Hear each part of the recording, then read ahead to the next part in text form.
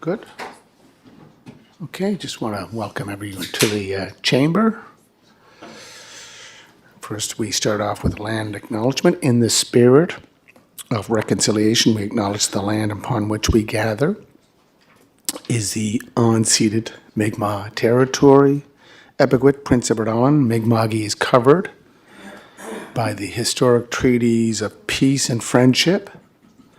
We pay our respects to the indigenous Mi'kmaq people who have occupied this island, Prince Edward Island, for over 12,000 years, past, present, and future. Any declarations of conflict of interest? Seeing none.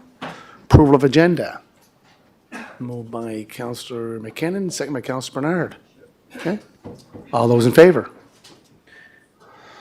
Councillor Drawn, yea or nay? In favor? Okay. Discussion items. New business. Resolution, appointments to the Charlottetown Airport Authority Mr. Mayor? Board of Directors. Yeah, What's that? I got a point I want to bring up. On the four? No, just want to make a comment. Go ahead. Yeah. Just want to welcome the members of the Charlottetown Fire Department attending the meeting here today. Hope you enjoy the proceedings, gentlemen. Okay. Thank you. So, do you want to read the resolution, CAO?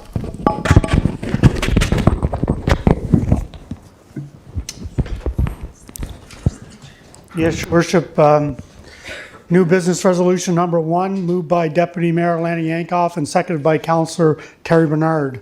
Let it be resolved that effective immediately, the City of Charlottetown appoint Lacey McLaughlin and Clifford Lee as the city's nominees to the Charlottetown Airport Board of Directors as recommended by His Worship Mayor Philip Brown. Question? Question's called. All those in favor? Councillor Drawn, yea or nay? In favor? Okay. Item number 2, 2026-2027 draft city budget, operational budget, review of proposed new initiatives. Can I turn that over to Councillor John McAleer?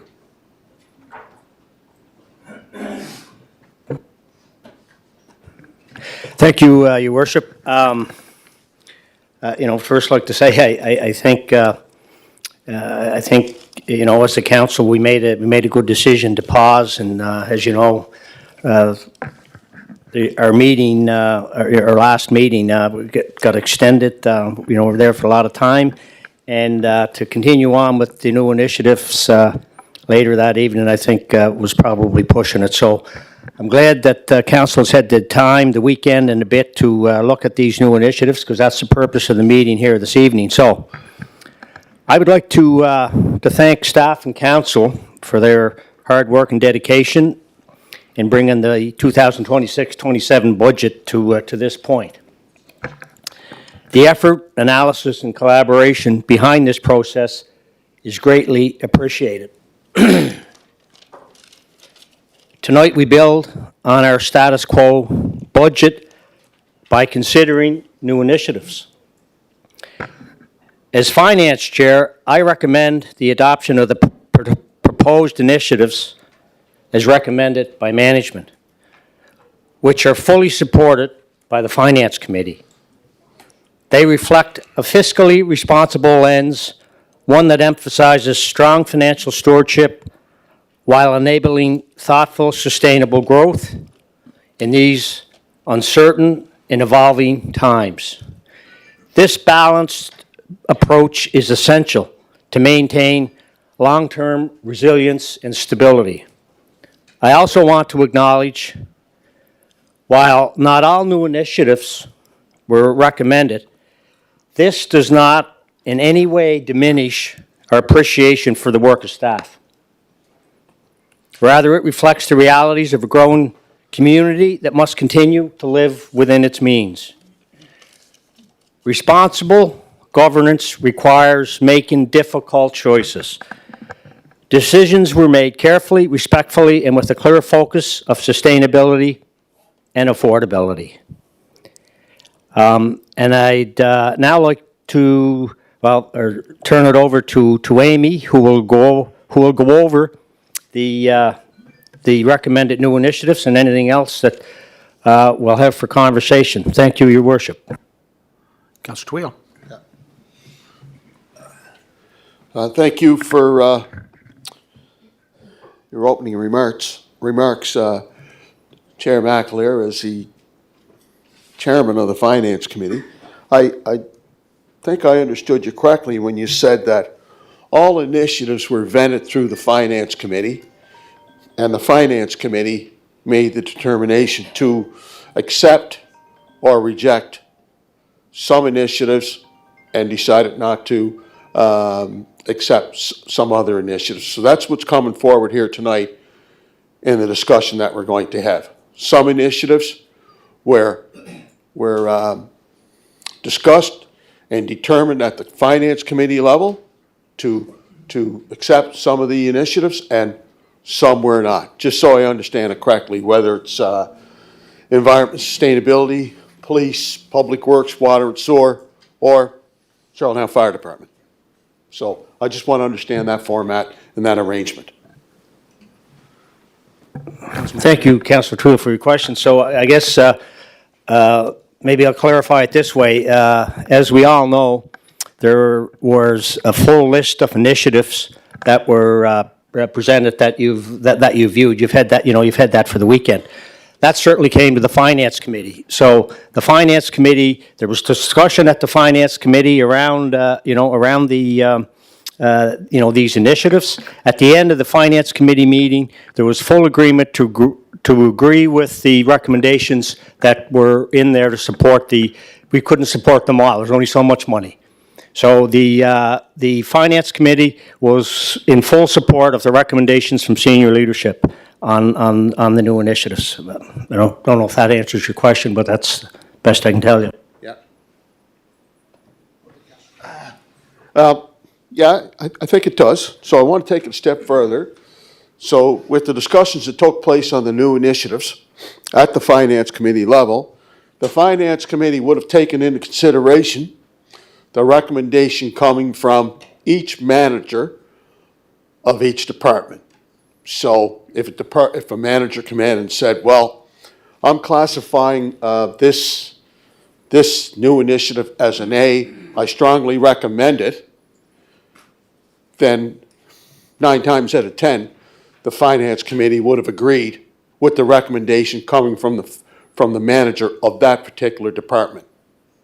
Would that be safe to say, CAO or Chair of Finance? I'm just trying to understand the format so that, when you hear, okay, there was discussions that took place, we couldn't accept all the initiatives. That's understandable. That's understandable and that's reasonable. But I would think, and please correct me if I'm wrong, but I would think that the manager of each department played a significant, indispensable role in recommending to the Finance Committee, I'm recommending this initiative, or I'm not recommending this initiative. Okay. Is that safe to say? Councillor McAleer. Councillor Twill, I'll put it to you this way. The initiatives that came to Finance Committee, there were the list of all the initiatives. So as council, we have to take in my opinion, you got to take the advice of your CAO and senior leadership as to what they think makes the most sense in a sustainable way, current needs for the new initiatives. As I said, we couldn't afford to do them all. So they recommended, they did the vetting, they did the work, they did the recommendations. We had to balance our budget, and this is what it took to balance the budget. As you know, the capital's been approved, so you got to so it has to. We have to do the operating, and this is the best recommendation that we're working with on on the new initiative. So if we can advance this on. That's not to say there can be discussion on, on these initiatives. And maybe we can, circle back if there's something that you're looking for in particular. Okay. Councilman Tarn. Thank you, Your Worship. To the chair, just want to clarify, and I think you just clarified it a little bit, but when Councillor Tweel was asking that these initiatives went to the Finance Committee, and the Finance Committee, somewhat determined the priority of those, but that is not correct. It was actually the CAO and senior management staff who came with that recommendation, which then went to the Finance Committee, essentially just for review. You did nothing more than review that. No changes were made. So it's safe to say here today that, when we're looking at the recommended operational initiatives, those have been vetted and supported by the CAO and his senior management staff in its entirety. Would that be correct? That's a fair comment, but it wasn't without there wasn't without debate and discussion at the Finance Committee. So Nothing, but it didn't result in any changes. No, No, because okay. we're recommending No, that's very good. No, I'm full just trying to- support. It's black and white in front of you. Yep, okay. Okay. Do you want Amy to go through them? Yeah. Amy? Good evening to your worship, Deputy Mayor, all councillors, and CAO. I'm going to just go over the new initiative overview sheet that was in your package, and just briefly highlight each one. And then if you have any questions at the end, we can go into each specific initiative. Starting with environment and sustainability, Initiative 1, restoring Victoria Park for seasonal staff. We're looking at an operating cost of about $61,000. That's going to be offset slightly by $14,000 in funding, giving a net cost of $47,000. Next one is the transit service expansion. Annual operating cost will be $464,239. This will be offset by anticipated increased revenues for the expansion of $79,010, giving us a net cost of $385,225. Amy? Yep. John, if you don't mind, Councilor Mackler. So if I look at the transit revenue, they get $2,150,000. That was what we passed last week.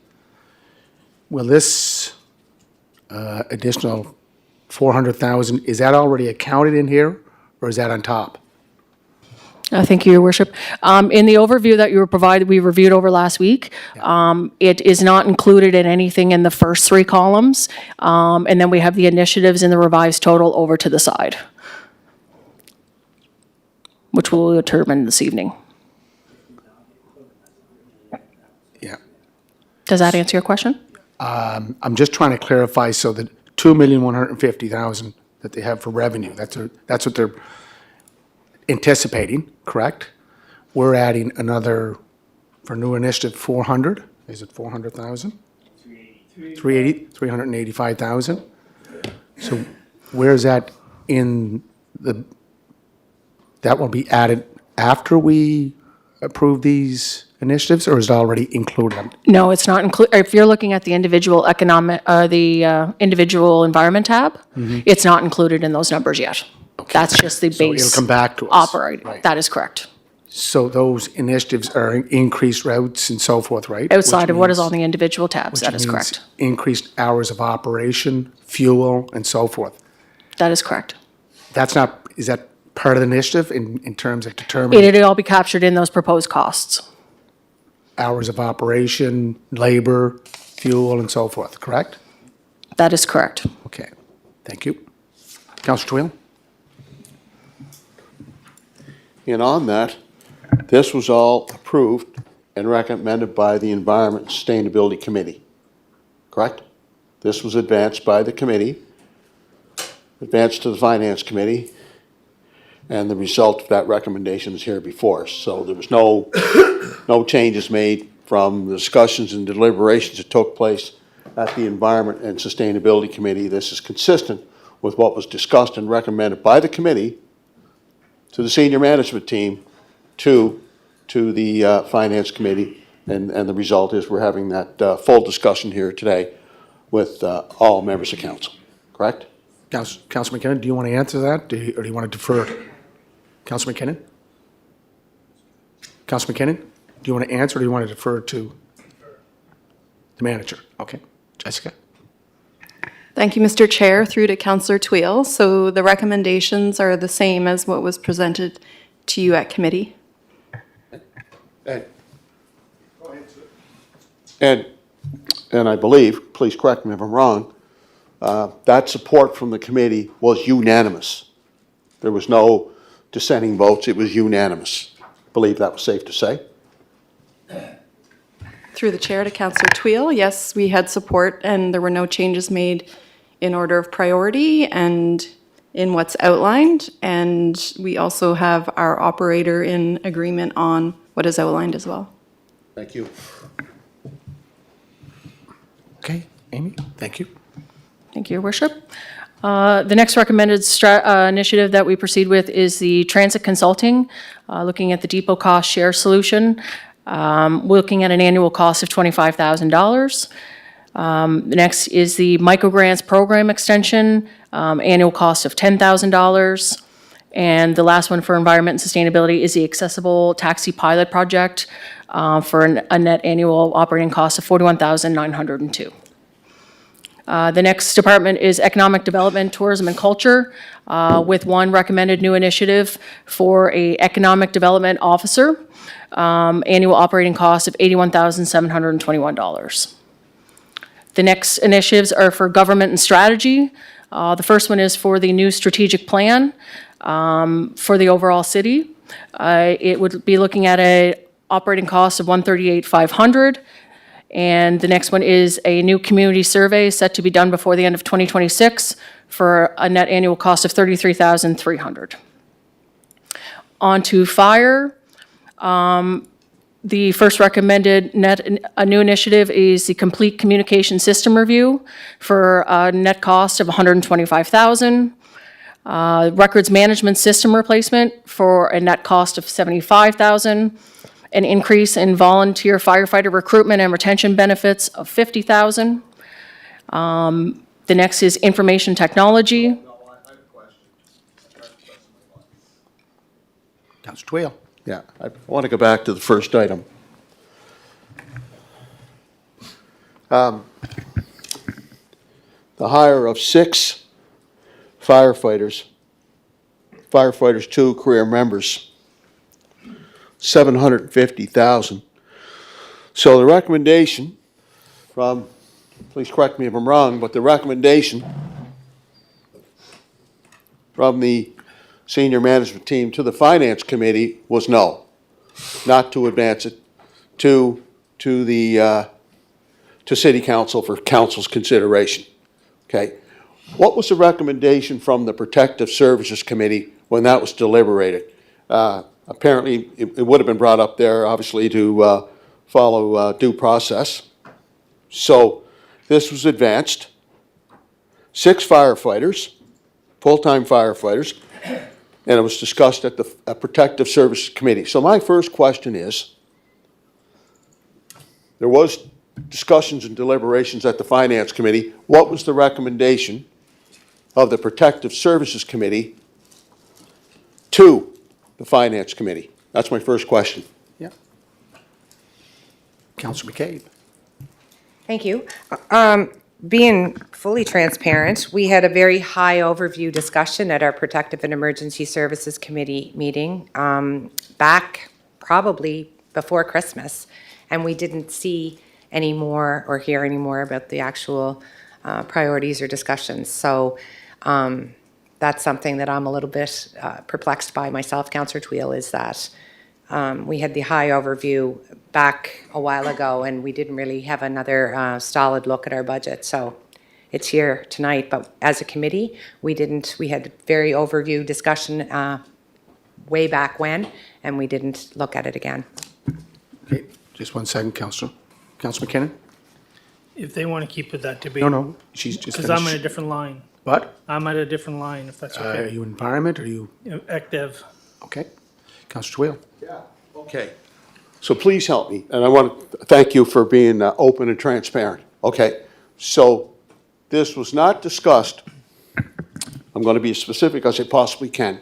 This was not discussed at the operational budget, at the Protective Services Committee, where the Protective Services Committee deliberated, discussed, and either recommended or rejected 6 full-time firefighters to be advanced to the Finance Committee for the Finance Committee and then eventually the City Council.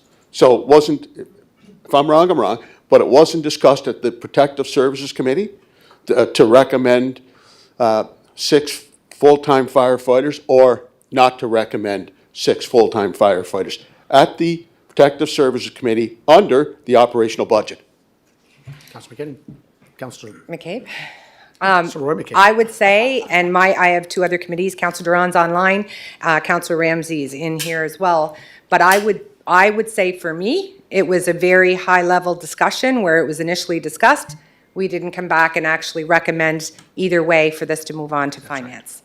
If I'm wrong, Councillor Duran or Councillor Ramsey, please correct me, but as the chair, I would say no. Okay. Now, just one second. Councillor Duran? You want to talk? Yeah, no, the chair's correct. Okay. Councillor Ramsey? She's correct, sir. Okay. Councillor Twill? Okay, so how does it end up going to finance? We're senior management team, CAO, fire chief, recommends against the hiring of 6 full-time firefighters when, in fact, there was no recommendation either way from the Protective Services Committee. So I would suggest there's a deficiency or discrepancy in the process, right? Because anytime you're discussing initiatives, we just talked there about the recommendations came from Environment Sustainability. We approved them unanimously. It came through the committee, then on to finance, and then comes to council. So how does that play out? How is that process a fair process, a process where it's truly open and transparent when there was no recommendation either way from the Protective Service Committee? To my mind, I think that's a discrepancy, that's a deficiency. I don't believe it's right. That's just how I feel. That's my assessment. It's just not right. That's not the way, the chair of finance talked about responsible government. How's that responsible? And I'm not trying to put you on the spot. I'm just trying to understand the process. Councillor McAleer, he just wants to. Councillor McAleer? Thank you, Councillor Twill. I'll just give you my opinion on this as finance chair. You talk about being responsible. That's the whole purpose, of what we're trying to do here. I don't sit in the fire committee, but I know I represent Ward 7 in West Royalty, and that community is looking for a fire department. I think we got to get the fire, personally, I think we got to get our fire building physical plant fixed first before we talk about 6 full-time firefighters. So I think we got to fix the fire station piece before we talk about 6 more career firefighters. Thank you. Just one second. Just Councillor McCabe. Thanks. Yeah, I think it would be healthy for the chief to maybe explain the reasoning for why this was the first request on his list. Unfortunately, like I said, we didn't really get to discuss this and make a recommendation either way at the committee level. He might be able to add some insight as to why this was such a priority for him on his watch as the chief of fire, and then we can at least hear that side and maybe be able to have further discussion as we proceed through this process. Okay. Fire Chief Tim. Through your worship, the chair, thank you very much, and very happy to speak to it. Our operational budget and capital budget were discussed in December at our Protective Emergency Services Committee meeting, and the new initiatives presented, and this is a quote, 6 firefighter ones, 1 training officer, the communication system review and records management system, along with the retention for the firefighters. Those were our priorities in list, and that priority list never changed. The 6 firefighters are deemed A1 priority. That's our first priority, critical and health and safety driven. That's why it's there. We've had a fire underwriters survey done in the past 2 years. We've been working towards a lot of improvements and changes within the department. One of those aspects is building a new station, but that leads to compounding issues if we don't look after the other aspect. We can't move forward with the left and not the right. Empty facilities without staff doesn't do anybody any advantages. Our response capabilities do not improve. That doesn't address the shortcoming that's been identified through the fire underwriter survey, which is that we have 2 stations currently in the city. One is staffed and runs a response model that arrives within the appropriate time, establishes the command, and gets the attack. Unfortunately, just because of geography and the way the city is built, our second station is only volunteer driven, so when we get a call there, the volunteers have to arrive at the station to get on the gear, get on the trucks, and get out the door. That adds minutes of response time to the difference between the 2 stations. That was clearly identified as an operational gap in our fire underwriter study. Much the same as the operational gap of not having a station in West Royalty, having an empty station was identified as something that counts against the department. When they rate certain examples of fire attack and total fire force that are assembled on scene, Station 2, because of the volunteer response, scores at 15% in the fire underwriters report. Obviously, those are things we need to improve, and they're improved drastically with a simple 3-person crew response with a platoon chief on duty and a multi-station, multi-unit response, which we're trying to build towards. All of this information and the actual new initiative were submitted in December as placeholders. We didn't round out all the information. We were to have more meetings. That didn't come to fruition, and I only had one follow-up meeting where I presented anything in regards to fire, and that was with the CAO and the 2 directors. And I make mention to clarify a little bit there. In past years, I was a member of the senior administration or leadership team to review those. This year, I was not. So I don't know if that voice may have been missing from when we drop our A1 priority and move down to our A2 or Bs. And same thing with personnel throughout the city. When we have critical personnel established or identified as essential to the needs of an operation, where some others are, hey, within 5 years to be good, or maybe this would even be something that would be a benefit down the line. Those priorities, I wonder how they take advantage or get in place of the first priority, which is A1s. But that's something else again, but that may have been the aspect that was missing from the review of some of the new initiatives. Can't say, but I definitely would have been pushing for our first. To move beyond our first, which is the one that is going to close the gaps in our operational response right now that we exist between Station 1 and Station 2 and the full city. To provide that coverage, we need staff at Station 2. While we undertake the capital project of building a new station, operationally, we have to maintain and we have to improve our response protocols. We can't do that in isolation. We can't build a station or staff without a station. We have to work the 2 of them together. That's part of the fire underwriters. It's part of our strategic plan, and it's part of what all of you would have seen at a couple of presentations with a 5- and 10-year projection about fire service delivery to the city. With building the new station, increasing the staffing all stations similarly when we get to the end of the day. We can't do that in one fell swoop. If we don't hire the 6 today, we didn't hire the 4 last year. That's why we're at 6 today. We don't hire them, I'll be out the door looking for 12 next year and probably getting even worse results because that's a big impact on an operational budget. We need to grow. It's been identified. It's a health and safety issue for both the firefighters that are responding and the residents of the city who are having a delayed response. Through no fault of our volunteers. Our volunteers are the backbone of the department and have been for over that 140 years, 40 plus years that we've been a department. We are essentially just that, a combination department that combines the efforts of the volunteers who support and respond, and the career members, many of them sitting behind me here, who are the first out the door and the first on scene for the District 1 calls. Those members and people who are going to be wearing the uniforms that they do will be the first arriving members at all those District 2 calls throughout the city. So that is 100% equitable, safe, and reliable service from every point of the city to each station. That's why that's a first priority, and that's why that is our A1 priority. I wouldn't move off of that to fulfill a couple of lesser priorities, even though they are important to us. They're not our first. The old adage of if you had $1 to spend, where would you spend it? I definitely wouldn't skip over my first priority and go to my second, third, or fourth.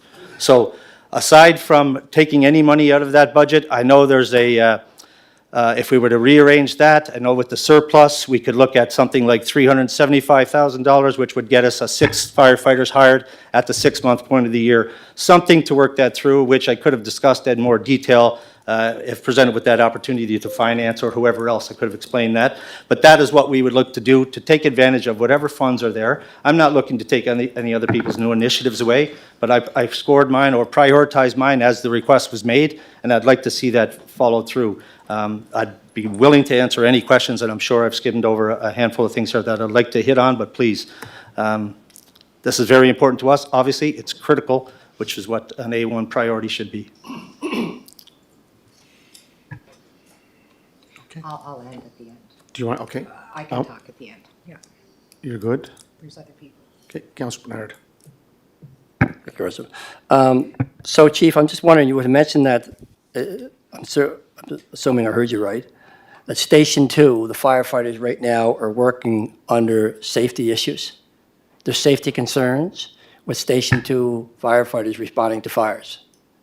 No, as a correction to that, the safety issue is compounded when our response times are delayed. Each minute that the fire grows, the room and contents fire turns into a structure fire, which makes the atmosphere uninhabitable. So a delay is what makes it an unsafe outcome potentially for the casualty, not unsafe operations. We are doing what we can. It's a volunteer response, straight from the books, NFPA 1720. A staffed response is 6 to 8 minutes quicker. That's the difference. So, but that's always been the system set up in Station 2. That's where it's always been. It has always been, and it's been identified numerous times, and this time in particular, as a service gap within the city that the fire department needs to address, and the city needs to address. That's what the So underwriter's it's- report so- has determined. So this underwriter's fire study, was that also identified in the first underwriter study that was done? I believe 2006, 2007, and even before that, I believe there's a 97 document that has some of Yeah. that information in there.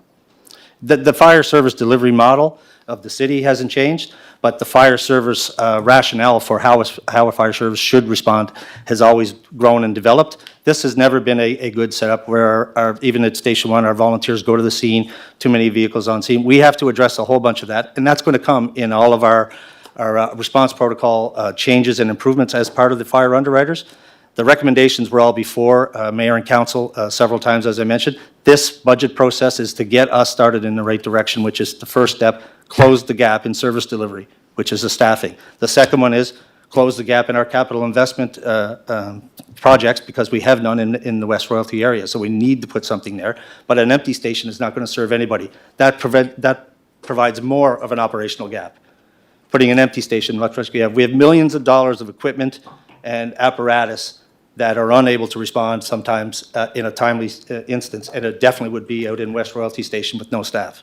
These two things have to progress and advance hand in hand, staff and facilities infrastructure. Okay. So just to be clear, Station 2, there's not a safety issue with the firefighters out there responding to fires? That's correct. Okay, thank you. Councillor Drawn, your hand was up.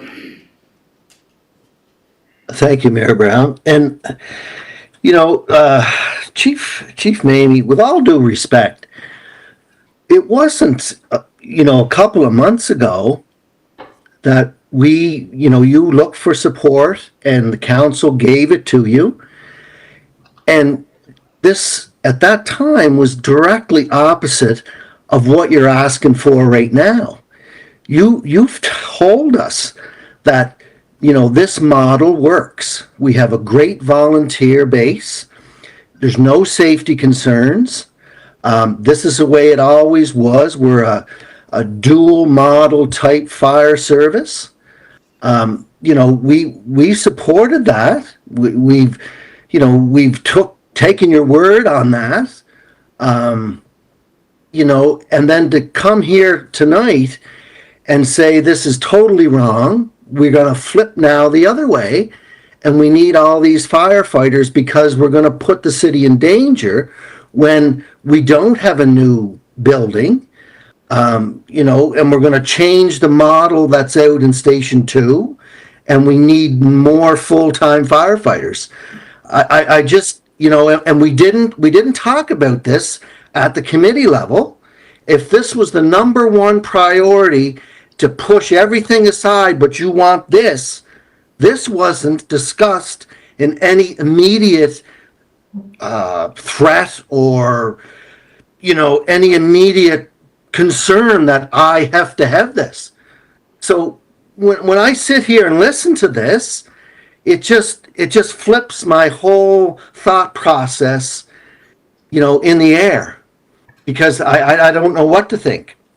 Here we are going to meet tomorrow, and maybe if the committee hears all these concerns of why it's changed from only, days ago, then we might have a better understanding.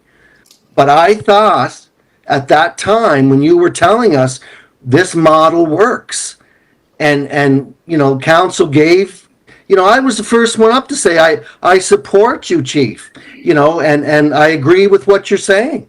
Now, it's totally flipped the other way. So, to me, I'm just at wit's end right now. I mean, I don't know what to think. So, I just want to say that's my opinion of where we're at. Thank you. If I could respond, Councillor Duran, there's been no change, and we do run a combination model fire department. We're going to continue to do that. We've always needed to increase staffing. That's been identified in every one of the fire underwriters presentations that I've made to committee and council. It's been identified that we need similar staffing in each station that we're going to have within the city of Charlottetown. That's been identified from day one in the underwriters report and in my recommendations. My recommendation for 6 firefighters for Station 2 is the first priority and the first recommendation of new initiatives this year, and that hasn't changed as well since when we first put the placeholders in back in December. The fact that we haven't had enough council meetings to get into the depth and discussion on this is something that's obviously an oversight and we need to improve upon, as the chair has mentioned. But our priority hasn't changed. The station model has not changed. We are going to remain a combination fire department. That involves staff stations responding with volunteers as well. That hasn't changed. There's always been a gap between the service delivery of Station 1 and Station 2, because if a station's out the door in 60 to 90 seconds with firefighters on it, and the other one's out the door in 5 to 6 minutes, we can take a step to improve that. This is where we take that step. This has been talked about and identified for years with the growth of all the stations, except for in 22 when it was West Royalty was renamed a volunteer station, but that was why it was put on pause. The stations need to be staffed. That has never changed, nor has the priority for 6 firefighter ones this year for our operational budget. Councillor Duran, do you want to follow up or just? Yeah, I'd like to. The numbers, when was the last time we hired any firefighters? Does anybody have that right at their fingertips? Last year. We hired 3 in 2024 to bring us up to 12. There's been some new replacements since then, but we are at 12 at Station 1, which is the goal for every station that we are soon going to have within the city. If we remain with one other, that's what we look to staff it. If we have 2, that's what we look to staff them. Yeah, and thank you for that. I appreciate the urgency last year that you wanted the numbers, and we did come up with that. So, today it's just, I'm just a little perplexed on it, but that's great. Thank you for that. Councillor Turner. Thank you, Your Worship, and to the chair, and possibly to the manager, to the chief. So if I understood you correctly, you have about $250,000 worth of other initiatives that are deemed a priority. I guess to try to find some middle ground here, would you be willing to not proceed with those and possibly look to start somewhere with a couple of new positions to kind of get things rolling? I see the alternative here is either none or some, because if we do the entire 6, that's 750,000, we would be, something has to give as a result of that. So just kind of wondering where the meeting in the middle might happen here for you for this year, and then next year certainly look to continue to keep that complement going on an annual basis. Certainly, Councillor Matard, as I mentioned, there's some other priority or some other options to move money around or to rename some. Obviously, our second, third, and fourth priorities are lesser than our first, but we don't like to obviously not carry out our communications system review, which is very important, or our records management system, which is antiquated. I wouldn't touch at this point the retention benefits for the volunteer firefighters, But if I were to look at that as a 1 year or a gap space change, if the 200,000 from that, and we have identified over 180,000 in surplus, if 375, like I mentioned, was put together, that's half of 750. We could have 6 firefighters hired at 6-month point of 26, 27. The reason for 2 or 3 not being at a time wouldn't get the job done is simply because we have to put a shift on duty out there. So we need to hire the 6. They'll be worked in amongst the existing 12 members that we have. But that's one possibility that I looked at early when I saw that we were denied. Good? Councillor Jack? Follow-up? Okay, Councillor Twill?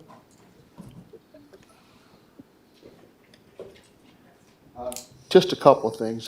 Councillor McAleer, you talked about the new station, which I'm fully support of. That's capital. What we're discussing here is operational. So it's not the same thing. So I just wanted to just clarify that. So, okay, so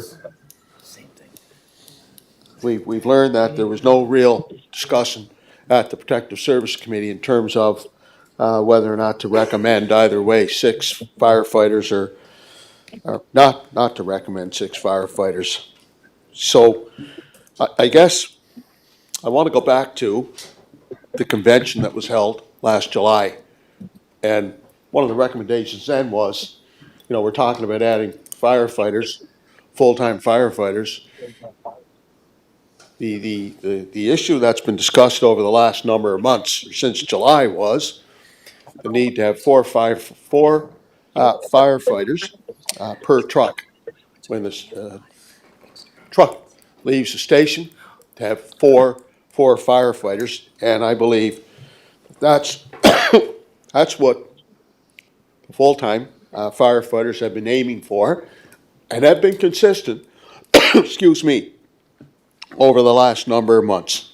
I think when we're having discussions about whether it be 6 firefighters or 3 firefighters, I think we need to have that discussion as well with the with the request to have 4 firefighters on a truck when that truck leaves the station to be able to fight fires.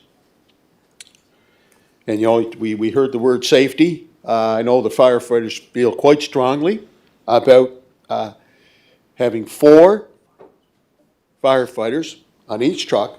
They'd feel a lot more safer, have a lot more confidence, and there'd be a lot more predictability. What we have now is we have crew chiefs, and they represent management as opposed to the firefighters. I'm not trying to say that I'm an expert here, just what I've learned here over the last number of months. And as you know, Chief, I went to that conference, and the presentations that were given had a real impact and effect on me. And I took it very, very seriously, and I'm glad I was there. I wish the other members of council would have had the opportunity to listen to what was said at that conference. I think it was a real good conference. So I'm leaning that way, to be honest with everyone here, to have that 4th firefighter on each truck when that truck leaves the station. There's been reference made here to the underwriter's report. So is it, somebody can help me here, is it management recommendation not to release the underwriter's report? I know I've asked it a number of times. Why can't the underwriter's report, the initial underwriter's report that was completed, why can't that be released to the public, right? I mean, we've talked about it. I know community would like to have it. I know the firefighters would like to have it. Why can't we release that underwriter's report? You can't reference it and not have it released so that it's, once again, fully transparent, fully open for all to discuss. So I think we have to have a lot more discussions with respect to the 4th firefighter in each truck when the truck leaves the station, and the underwriter's report.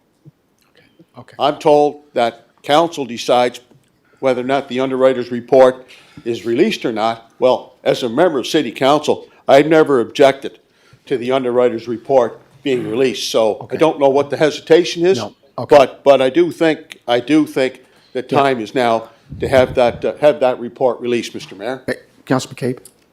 Thank you.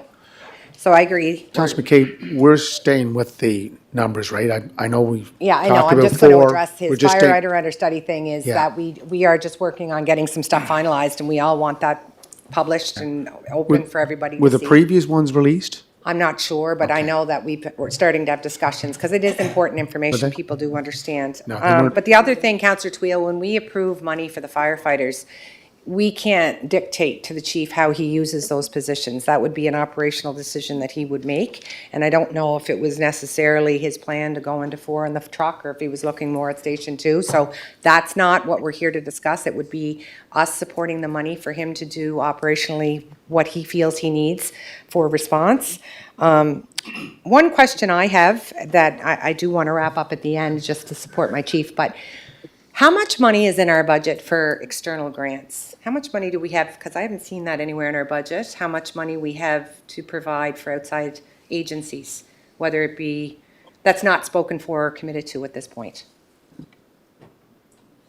Amy? To his worship through to Councillor McCabe. Give me some time and I can pull that number, because a lot of our funding is tied to specific projects. Yeah, and agreements. Oh, I understand. I understand. But I also know that every year there's people that are able to apply for funding and things. And I'm really thinking that if this is a priority for us as a council, we start taking care of our own services rather than worrying about how much we give out this year, especially since we're on such a tight budget. But I would love to have that information as we start to further discuss. Thank you. Councillor McAleer? Yeah, no, thank you, Councillor Tweel. No, I recognize the capital and operational budgets, but they're not mutually exclusive, so one certainly impacts the other. But as it relates to trying to get back on for tonight and getting through these new initiatives, as it relates to to the fire thing,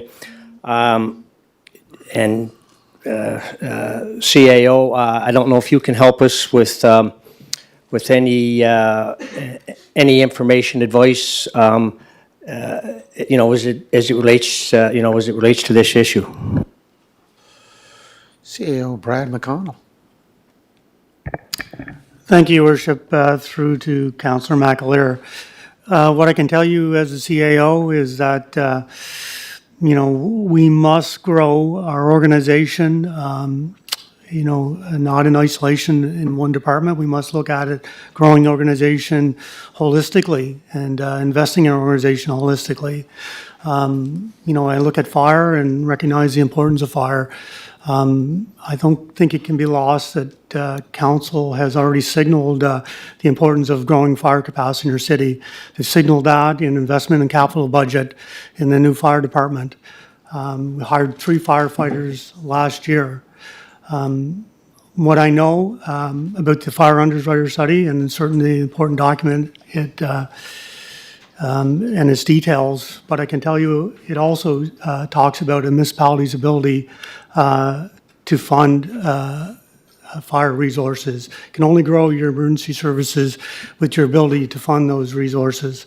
So as a council, from the senior administration point of view, we looked at all these new initiatives. We certainly looked at it through the lens of growing the organization holistically. We also had in mind that council has made the new fire department a priority, and that staffing that facility would be a priority with all of its equipment and processes. At the end of the day, our recommendation was based on certainly making that a reality, but also growing all the parts of the organization to meet the needs of the city. And I can tell you from being in public safety for 35 years, that public safety isn't only founded in police and fire. It's founded in your Parks and Recs department, having facilities for kids to develop. It's on the backs of economic development, having viable businesses, having a community thrive through events and festivals, and creating a city that we can all be proud of and that people can live vibrantly. So it wasn't just, considering fire and isolation. Our recommendations are based on growing the city in that holistic manner. Councillor Mackler, did you want to follow up on that, or? Yeah, no, I'd just like to share a comment. I know Councillor Trios talked about the fourth fireman, and I don't know, I don't know if we needed a fourth fireman or not. I know there's studies, whatever, support it, but I was surprised to hear, talking with a senior as it relates to the fourth person, Councillor Tweel, a senior volunteer fireman, and said that he, anyway, this is for what it's worth, he'd never been at a call where there wasn't a volunteer fireman there waiting. So maybe, I hope that gives some, if there's a safety concern in the meantime, that's just an FYI. Deputy Mayor, can I just go to you first, please? Me? Oh, yeah, please. Okay, great. Thank you. And just to kind of dovetail on what CAO McConnell said, I believe Councillor McCabe asked about the grants. You can find them on page 12 of our, and it's under the Economic Development, Arts and Cultural expenses under grants and cultural initiatives. So I don't need to really speak to those because Brad has outlined, that, it's a kind of, for lack of a better term, it's a different bucket of money. So you don't look at your budget in isolation. However, I do have a question just for the chief. You indicated that in order for you to proceed with your planning, you're looking at 6, kind of like not to say all or nothing, but it's like that you need 6. And all I kind of get from what I'm hearing from staff's recommendation is that it's not a no, it's just not quite yet. Like it's coming, just not just quite yet, if I understand it correctly. But Chief, if you've got anything you wanted to add to that, that would be great. Thank you. Perfect. And that's not, thank you, Deputy Mayor, and through your worship. That's not the indication I received. It's a no for that from CAO and team. So that's a difference in the reality of it. And the big picture is, this is not a new request. It has been our number one priority. Staffing has been identified as an area of improvement. There's a service gap in the city that's been identified. There's a way to correct it. That's to initiate this staffing and then to follow it through with full staff in the following years. Same as the new station. We have over $9 million in capital investments. That's fantastic. The fire department and its members are ecstatic with that. We have a new station meeting on Wednesday where we're still looking at the footprint and everything that goes with that. People are excited, and all these firefighters behind me for these positions as well. They're needed. It isn't a want, it is a need. It's been identified. It closes the gap in service delivery right now. If Public Works was unable to put sidewalks in a certain area of the city, but with the additional personnel to be able to do that, could complete that with the capital investment, that would be strategic investment, capital and operational working hand in hand. That's the same as the fire department. We have a gap right now we are trying to close and work towards that with the new station as well, so we don't get in that predicament down the line. Good, Deputy. CAO, did you want to say something there, sir? Thank you, Worship. I guess I just want to challenge the fire chief on his comments there. Our recommendations, CAO or senior admin doesn't make decisions here. Council makes decisions. And no one told you no, just that it's not going to be recommended, right? And so, be responsible in your comments. These are important issues on the table. I just, in reflection of how we got to this process, it was your responsibility as fire chief. If this was extremely important to you, you should have been making it important through your committee and through the meetings leading up to tonight, not dropping the ball on council a week before this occurred. Now, it's important the council has honest feedback and information as they make decisions here. Agreed. If you could bring them up, Amy, the new initiatives. Some say yes and some say no. That one says no. Doesn't say we'll talk later. You had no response back to me after our meeting CAO. We had a short meeting last Tuesday. 100% wasn't in there to present, didn't know that's what the meeting was about. My fault, that dropped. Our priority hasn't changed. The importance of it obviously has been lost through all the briefings we've had. If you bring the new initiatives up like they were earlier, once again, you can see that it wasn't an irresponsible statement. That is what it says. Some say yes and some say no. I was just advising the deputy mayor that I hadn't heard that we're working on it or it's something that's a possibility. It's a yes and a no. I think the column says recommended by senior leadership. Yes, he is. He's on. Yeah, keep going. See how. I think if you look at the column in detail, the heading would say recommended by senior leadership. No, not to council or Oh, I didn't say council said anything. I was just answering the deputy mayors who said it was a discussion about perhaps not now, but later. Okay, no, just one second. I got Councillor Mattard, Councillor Ramsey, and Councillor Twilly. We're just trying to get some other views here. Councillor Mattard? Thank you, Your Worship.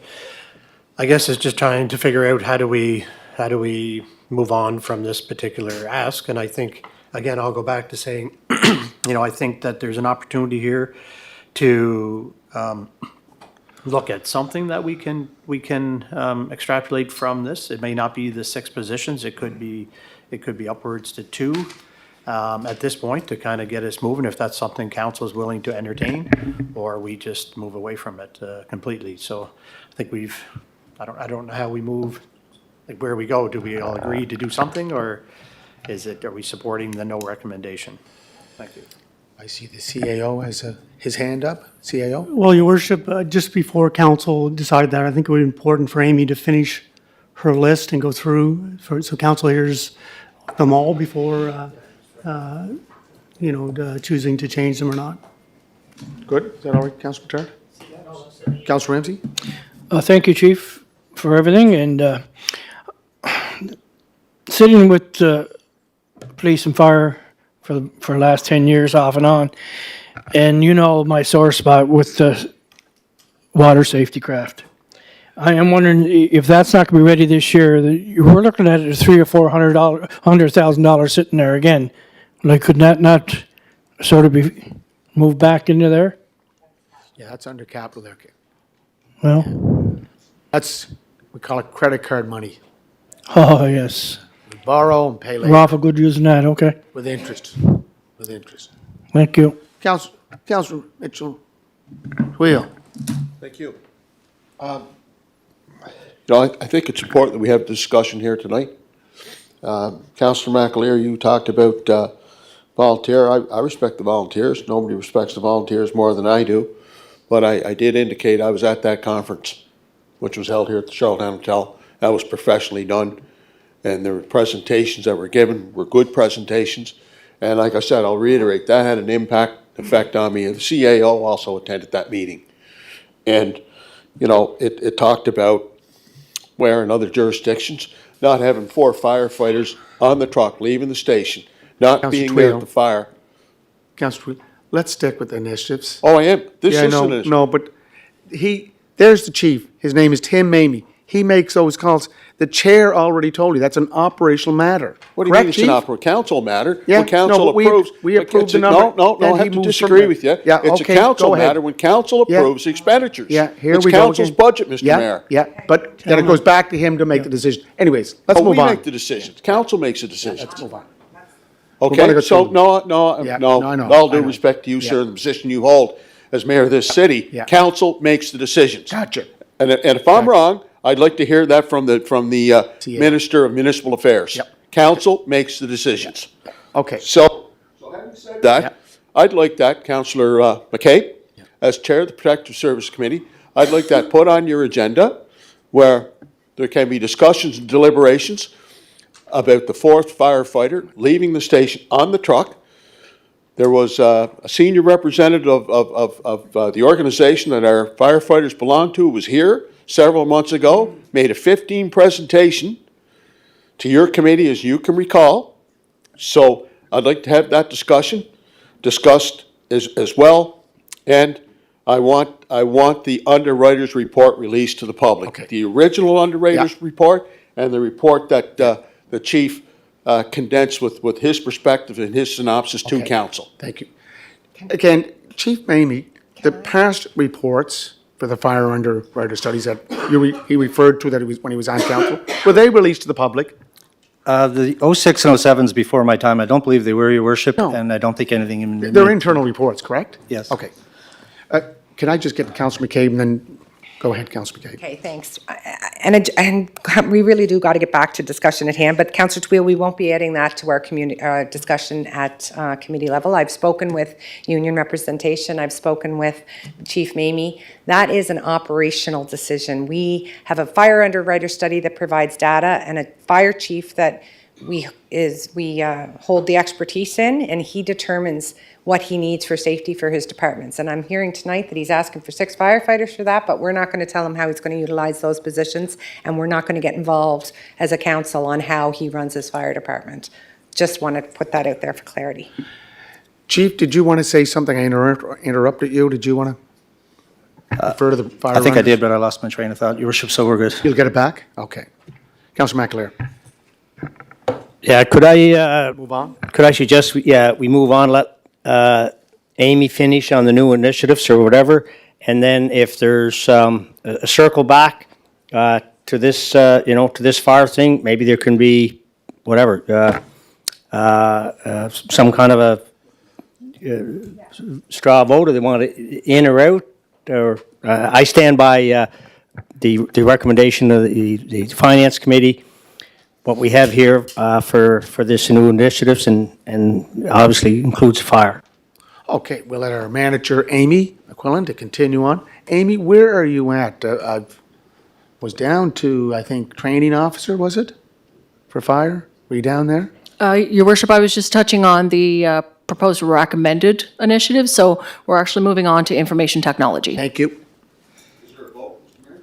Well, no, we go through them all, and then we come back for a vote.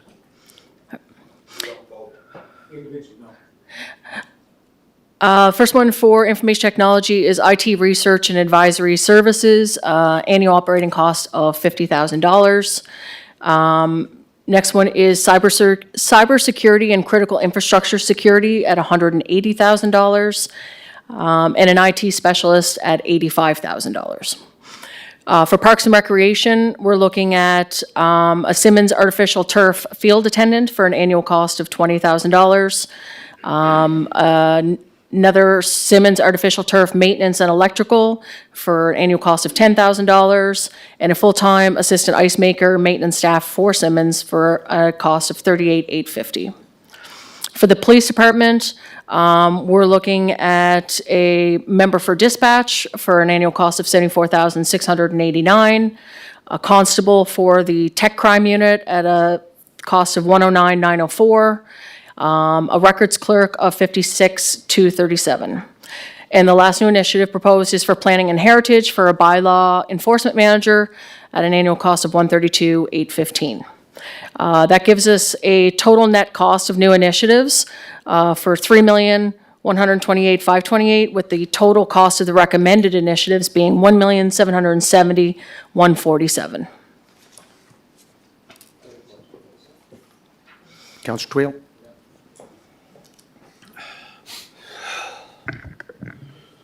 The bylaw enforcement manager, he would be overseeing, is it 1 or 2? He or she. He or she? Yeah. Okay, he or she. Yeah. So, CAO, this is what we were discussing just in recent days about the new format for the bylaw enforcement. So, is it safe to say that it's going to be under planning and heritage now, as is listed here in the line items, as opposed to under police? We had one bylaw enforcement officer in planning and heritage. We had our current bylaw enforcement officer, Todd Sutcliffe, in police. So can you please explain, just so I have it clear in my mind, the proposed structure of how bylaw enforcement is going to unfold here? Yeah. Chief, or CAO, the chair of planning, development and heritage, this falls under your responsibility. Deputy Mayor, can you address that? Yep, I can give it a go, and then if we want the CAO or Director Mike to follow up on that. So Councillor Twill, the proposed solution for our struggles with bylaw enforcement is to create a department within the Planning and Heritage Department, similar to other best practice we see in other municipalities, where we would amalgamate the position from the police, which is the bylaw officer, along with the existing position we have in the Planning and Heritage Department. And then the one thing we're asking for in a new initiative is for a Planning and Heritage bylaw enforcement manager that will be a working manager. So in essence, once we pull this all together into one department, they can then share the admin resources of the Planning and Heritage Department, and that department would fall under there. And so they would look after all the bylaws across the city, including the ones that fall under police as well. And if Director Mike wants to add anything more to that new initiative, not to put you on the spot, but you're over there. If not, I can defer to CAO McConnell. Well, it's his proposal. It's his proposal. He should be able to. Hey, he's the master planner. Mr. Russ? Thank you, Your Worship, and thanks to the deputy. I think you explained the intent here quite well. Again, we're trying to consolidate service delivery under one team so that we have redundancy and a more sustainable approach to offering this service. We know that we have experienced some service level gaps over the past year now with the vacancy in the Planning and Heritage team. Thankfully, we have some very strong partners with the province for short-term rental enforcement and other duties. So again, the idea here is to have three working bodies to provide bylaw enforcement services across the community. But if you have specific questions, happy to try and clarify things for you. Councillor Twill, specific question? Okay, go ahead. So all of the duties and responsibilities under the current bylaw enforcement officer under police, and the gentleman that's there who does a great job for our city, great representative. I have a tremendous amount of respect for the man. All of this now is going to be moved from police over to planning and heritage. With the possibilities of three personnel responsible for a variety of bylaws that come under bylaw enforcement. Will council have an opportunity to review all of the bylaws and the responsibilities of those particular bylaws, whether it's police, whether it's heritage, planning and heritage, and I'm sure there's other bylaws in the city as well that will probably come under this new umbrella. So are you looking into that as well? So that's crystal clear as to what all of the responsibilities will be under this new structure. Michael, could we allow the chair of the Standing Committee for Planning, Development, and Heritage, Deputy Mayor?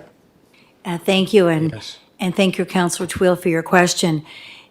We have been embarking over the last couple of years on a whole approach and looking at our current bylaws. We've identified some of our top bylaws that we needed to look at, including zoning and development. We were looking at the dangerous and unsightly premises. We had a list, I think, the council identified over the years that we worked under with Melanie, maybe about 10. And so we will be continuing on that approach and making sure that we're all very familiar with the priority bylaws and all of the bylaws across the city that our bylaw officers and that new department will be responsible for. And basically, they'll be responsible for the bylaws of the city of Charlottetown, all of them. Yeah. Thank you. That includes the dog control bylaw too, right? Yeah. Okay, Councillor Beck? Yeah, I just think the one word that's been missing here is cross-training and integration. And whereas they were previously directed under separate departments with distinct roles within each one. The new approach is abandoning the old format and looking at a more integrated approach that would allow, as Mike had said, for some more redundancy and some capacity building within the new integrated structure. So I think it's kind of taking putting the old approach aside, looking at a new, more integrated approach, which would increase the capacities of our enforcement officers. Deputy, did you? Go ahead. Great. Yeah, Counselor Beck is not wrong. And, with any integration of any department or it's no different than what we did with our building inspectors. We brought them all under one umbrella. And eventually, I know there's been talk down the road about integrating in a whole engineering team. And so he's correct. Bringing all of our bylaw enforcement under one umbrella is going to make it very more streamlined for the residents of Charlottetown. So if they have any issue with any bylaw that's happening across the city, it's a one-stop shop instead of trying to figure out, oh, I call this department for this or I call this person for this. And it's going to make things far more streamlined for the residents of Charlottetown. Councillor Twill. So having said that, I know previously, under the old regime, our bylaw enforcement officer in the police department worked very closely with the fire inspector in the fire department. Pretty good team, and they worked very well together. So what role will the fire department play under this new structure? Deputy? The fire department and the police department also played a very big role in the bylaw enforcement officer who used to be employed with the Planning and Heritage Department that was specifically focusing on our short-term rental licensing bylaw.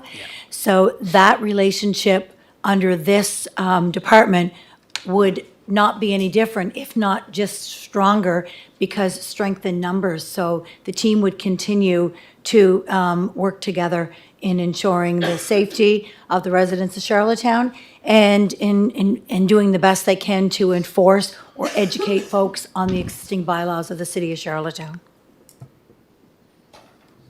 Follow-up question there, Councillor Twill? Go right ahead there, sir. Okay, that's great. So the fire department will come under this umbrella as well, right? For example, Todd Sutcliffe worked very closely with Winston Bryant, pretty good team. They work very well together. So that will continue and it'll come under this umbrella? Deputy, I'm just going to turn you on there. You are correct, Councillor Twill. In fact, not only would fire and police work closely with this new department, but so would Public Works or any other, or Environment and Sustainability, any other department that would need to be communicated to ensure that the city's bylaws are being either enforced or the folks are being educated on what the bylaws are all about. Okay, thank you very much. All right there, Michael? Okay. Okay, Councillor McAleer, what's your next step? Amy, what are you, one package? What is it? Where are we going?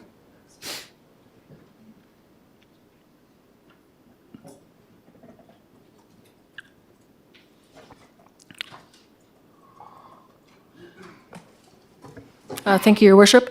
I believe the next step is whether we approve the recommended initiatives. If council has any other questions regarding the initiatives, we're just looking for the number to put into the operating budget at this point.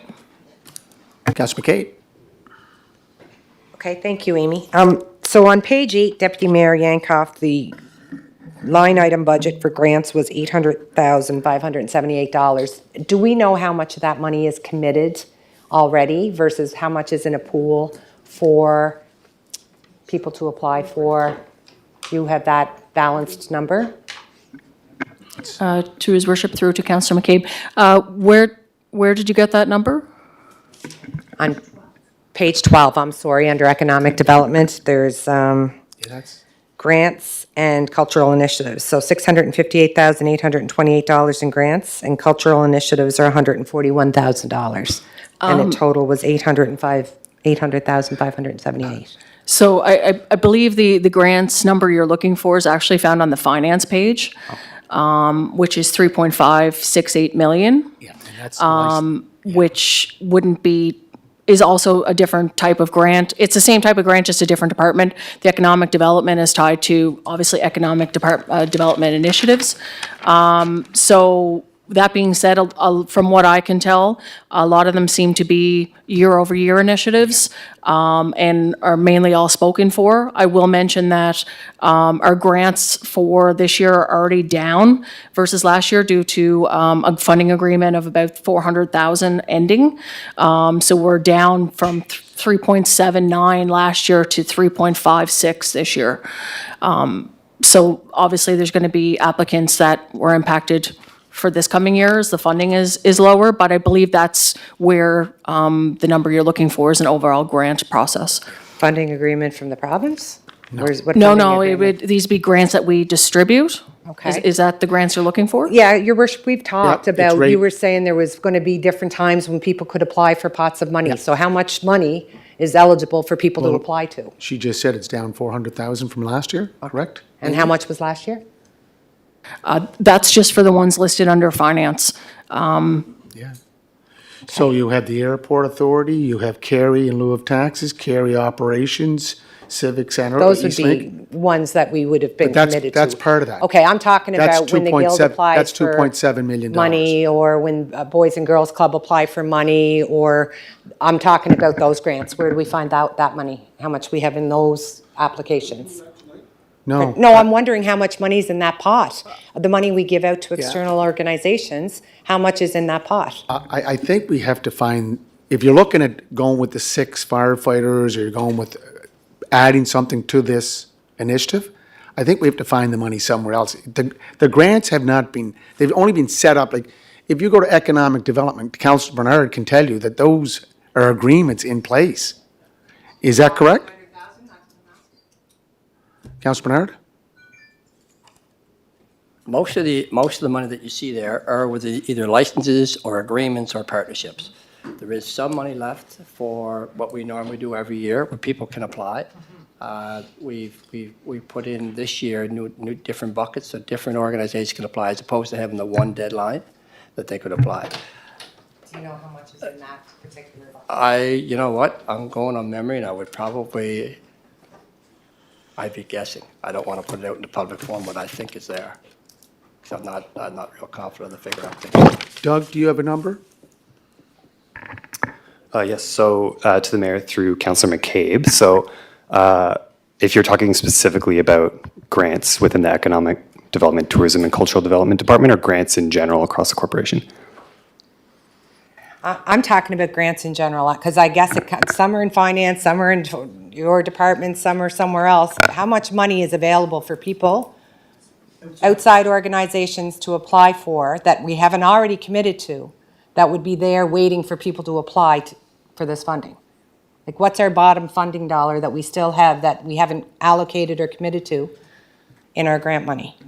I don't know if I can say that clear, or, like, Just again, if we want to find some money in these new initiatives, okay, we have to look at maybe taking 1 out, 2 out, in order to balance it out. That's where we can get the balance. To try to get Amy and her team to look at where the grants are going, I think that will lead us into another meeting tomorrow night. So we have the initiatives here. What do you want to keep?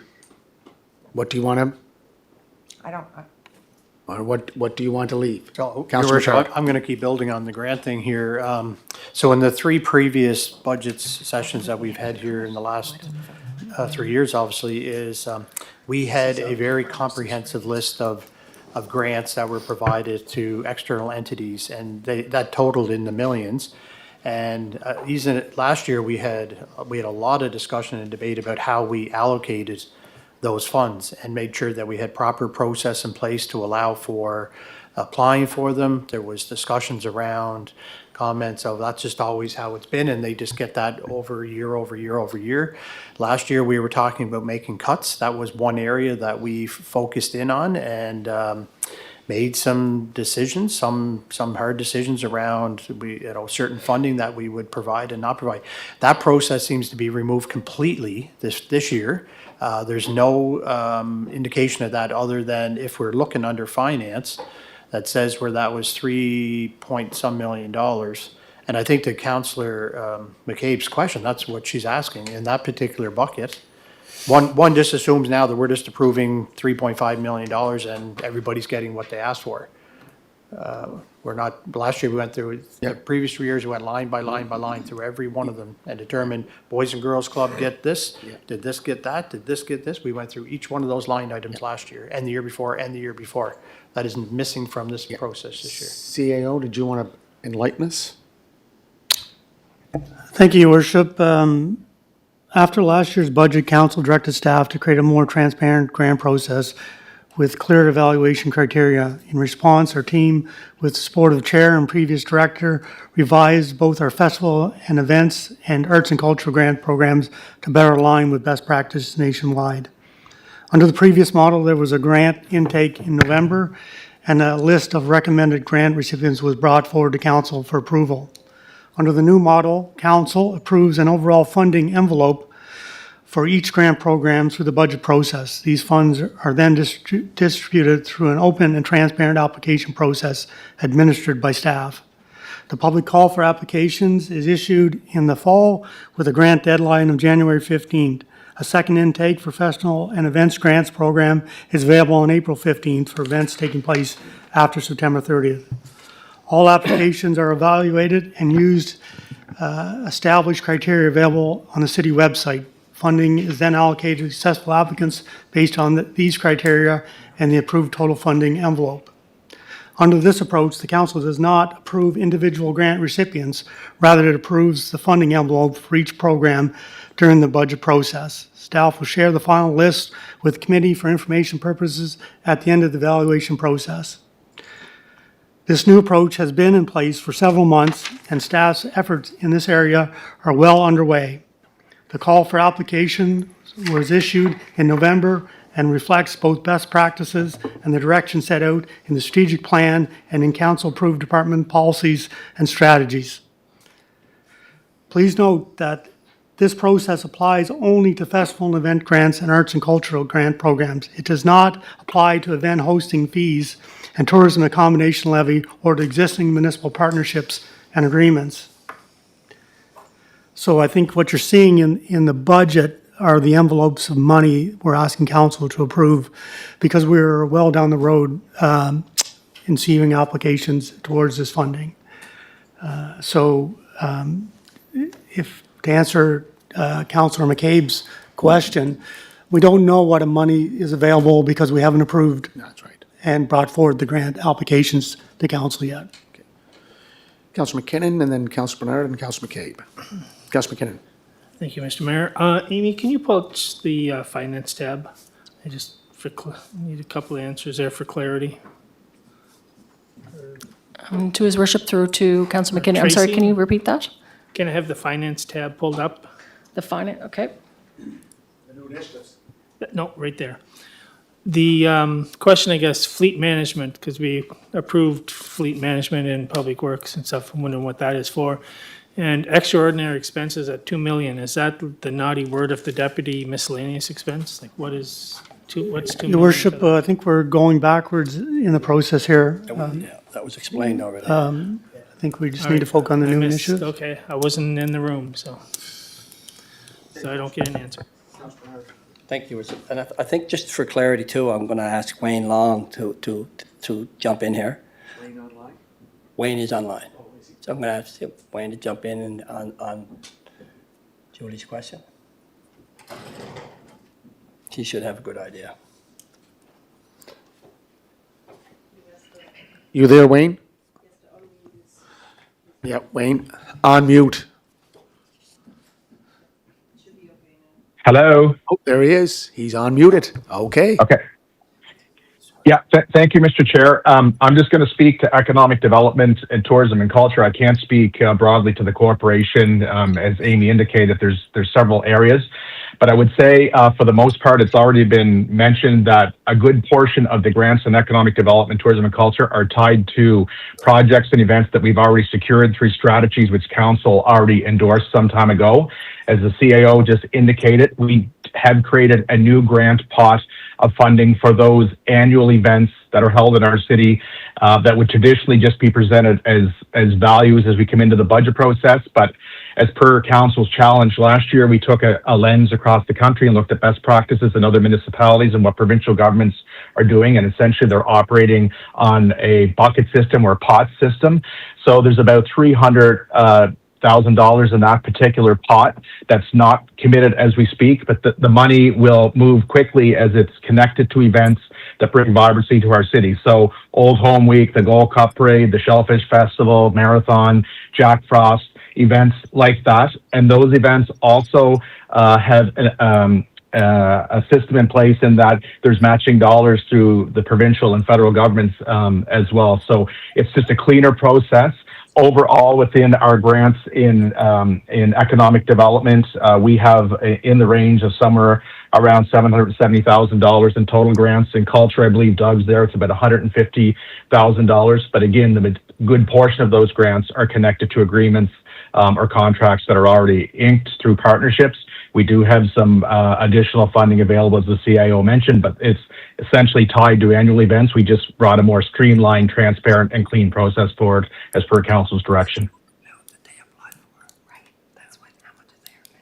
Can I?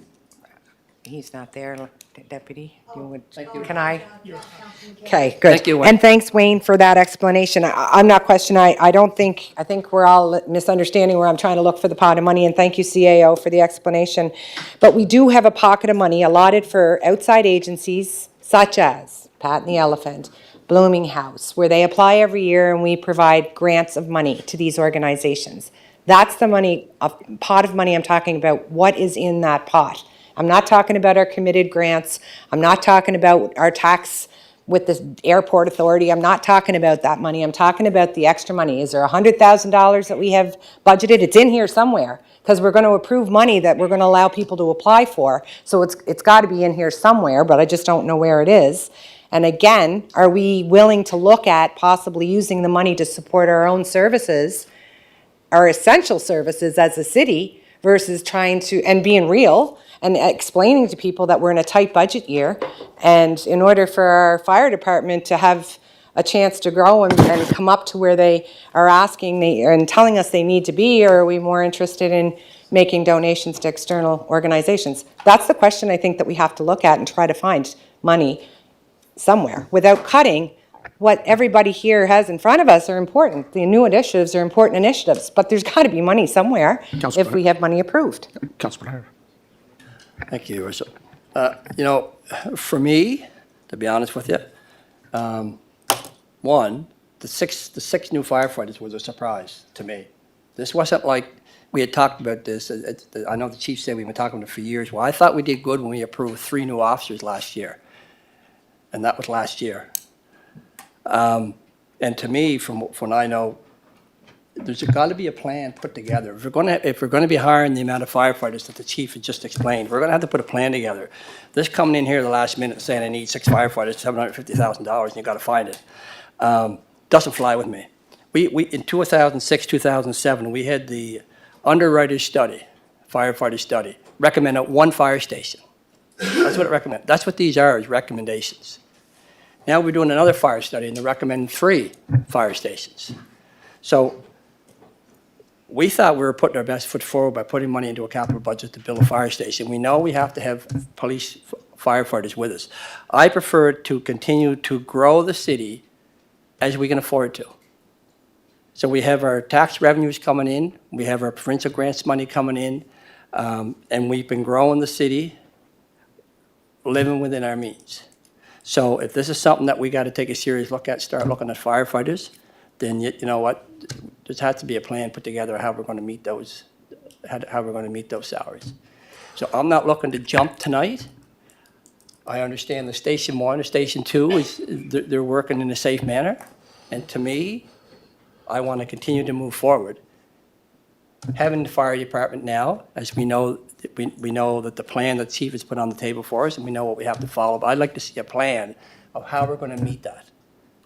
So, because I know right here, when we go through these new initiatives, there's $189,000 left as a surplus in the city budget. I'm not interested in raising property taxes, rates, because we already get tax assessments that are increased. And we've been living within our means ever since I've been here, and I think we can continue to. So, that's it for me. So, yeah, and you know, I agree. We're in a tough time. I think this was actually presented when the chief did present his 5-year plan, when he came in with the fire's underwriter study at that time. It was laid out what the next 5 years were going to look like once we embarked down the idea of building a third station. So we can say $750,000 is a really big ask. It's a lot of money. But what we don't understand is if we don't move, and we start to have to work towards 2 years when Station 3 is now complete. Now your ask isn't $750,000, it's 12, and 12 is 24 more firefighters for what ask? So I think what he's trying to do is do a phased approach to this hiring so that it's not bamboozled.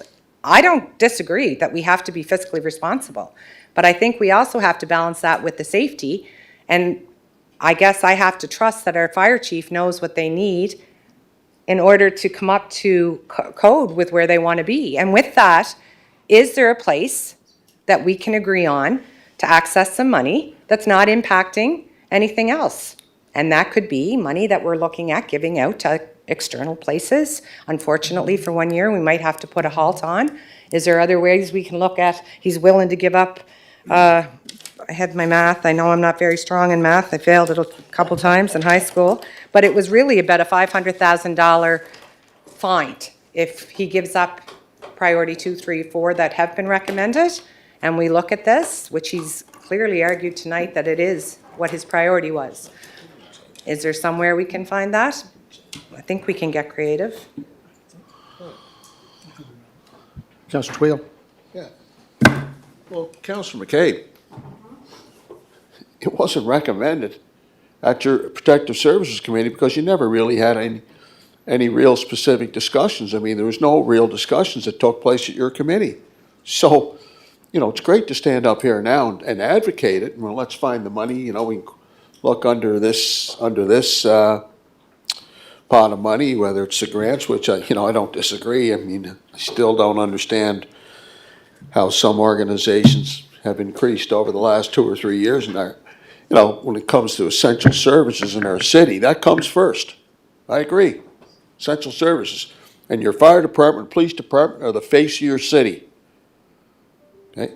That's, to my mind, that's most important.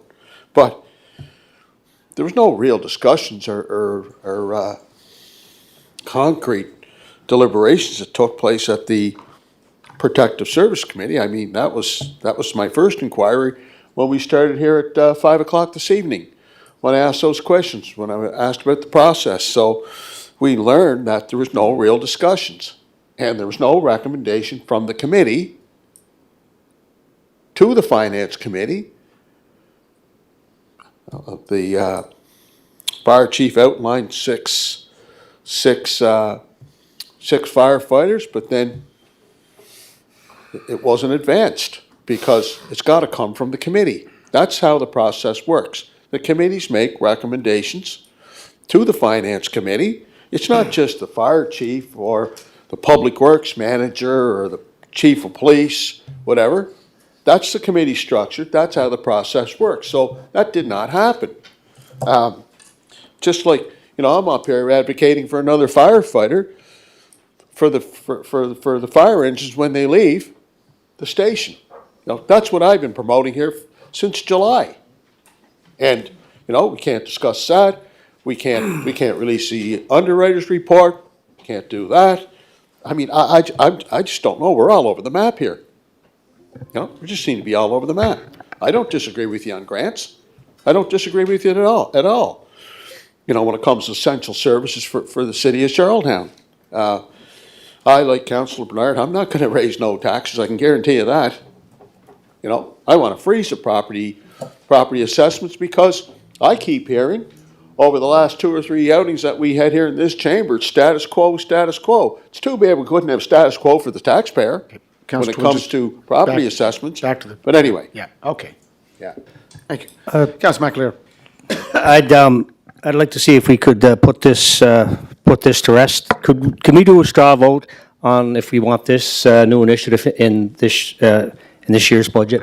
No, we won't do a straw vote, we do a vote. Okay, We do a vote. whatever we have to do. Yep. Thank you, Councilor Ramsey. If I could, I just have a point of clarity there on a couple of items. We didn't get 3 fire officers last year. We had 4 approved 2 years ago. 2 were hired that year, 2 were finished last year. There were no new firefighters hired last year. The 3 positions were increased in 2024. 24 was when we put them in. There's been no change to the recommendations from committee, and the wording of the staff recommendation is pretty plain, that the Protective Service Committee supports these budget proposals, forward to Finance Committee for advancement to Council for final approval. That was in our December meeting. The 6 firefighters was our first priority at that meeting. It hasn't changed. It's not new, and I'm not throwing it at anybody. The explanation and the actual cost has been laid out in a 5- and 10-year projection, as once again, all mayor of council would have seen. This is not blindsiding anybody. The fact that our committee, which was going to meet to discuss budget just before the last budget meeting, we got a little with the schedule behind the process. So that didn't happen. But the priorities were submitted. Our first priority has always been new initiative A1, 6 new firefighter 2s. That has not changed, and it's been since December. Councillor Bernard. Chief, as you Yes. recall, the chair of finance was on vacation last year, and I chaired finance budget. You were a strong advocate for extra firefighters. I don't care how many, but Well, no, new just explaining, firefighters last it was year. 2 platoon chiefs. We had asked for 4 firefighters, and that didn't make it through the budget proposal. There were 4 firefighters and 2 platoon chiefs. We received 2 platoon chiefs. So 2 platoon chiefs, are they considered firefighters? No, they're platoon chiefs. That's their position. It's a management non-union position. Okay, why don't we And there stick- was 4 of them requested from 3 years ago. We were approved, hired 2, and then last year picked up the last 2. Yeah, well, so there was 2 in the fire department, that was around $260,000. I'd have to look at the numbers, but That's- yes, that makes sense. So those are the 2 firefighters that I'm talking about. Platoon chiefs. Well, call them what you want. Well, that's what they are. They're not Well, firefighters. in my language, it was 2 firefighters. But anyway, there was more money put in the budget to hire in the fire department. Yes. Yeah, okay. Okay, Councillor McAleer. Okay, what's your recommendation? Put it on the, go ahead. Recommendation is, as it relates to the, as it relates to the fire request, is resolution as to, still stand behind the finance committee. The recommendation is not to put it on for this year, and, but if there's anything different. Go ahead there. CAO, did you want to say something? Thank you, Worship. Yeah, I don't think we should isolate it to that. I think we should look at the lists, you know, is there consideration for adopting as recommended or considering altering in certain areas? Chair, go ahead. Okay, thank you. Yeah, on these, I'm a little light on some of these protocols. So I guess I'll go back to my initial remarks. The Finance Committee stands behind the recommendations of all new initiatives that are proposed by senior management, and are we prepared to vote on that? Moved by Councillor, we're not really moving, all we're doing is moving this forward. Yeah. Councillor Matard?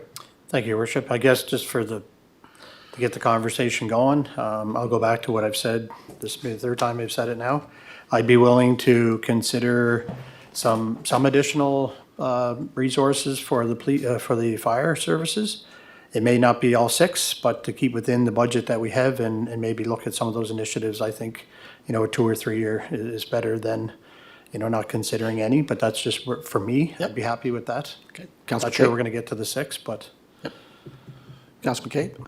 Yeah, Chair, for sure, I would like to see if there's ways we can find the money to meet the request for public safety. We've heard the importance of these positions. We've committed to the infrastructure for a third station, which means over the next, say, the boots in the ground, 3 years, 4 years, we have a new fire station in West Royalty. We're going to have to staff 3 fire stations with the minimum of 12 firefighters per station. Right now, we have how many? I'm sorry, 6? 12. Okay, so we're going to need 24 more firefighters in the next 3 years. He's asking for 6 right now. Based on my math, if we can find $500,000 somewhere, it keeps us on a track where we're not going to be drowning in a couple of years to try and meet complement for what these men need. So I'm not really thinking when they're saying 6, and it hasn't been, it's been shown.